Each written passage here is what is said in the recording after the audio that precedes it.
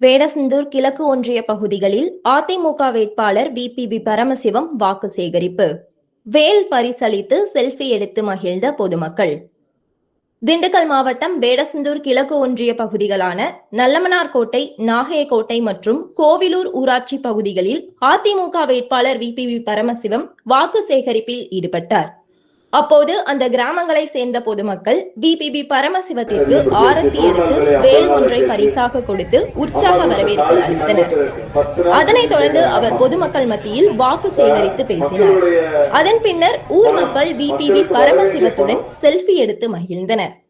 இதில் மாவட்ட விவசாய அணி செயலாளர் ராஜமோகன், வேடசந்தூர் கிழக்கு ஒன்றிய அதிமுக செயலாளர் பழனியம்மாள், தகவல் தொழில்நுட்ப பிரிவு மாவட்ட செயலாளர் சேட்டை கார்த்தி, பாமக மாவட்ட தலைவர் கணேசன், பாஜக மாவட்ட தலைவர் பூபதி, அமமுக ஒன்றிய செயலாளர் முருகேசன், தமிழ் மாநில காங்கிரஸ் மாவட்ட பொதுக்குழு உறுப்பினர் கிருஷ்ணமூர்த்தி, ஐஜேகே நிர்வாகி விஜயகுமார் உள்ளிட்ட தேசிய ஜனநாயக கூட்டணி கட்சியின் நிர்வாகிகள், பொதுமக்கள் மற்றும் பலர் கலந்து கொண்டனர்.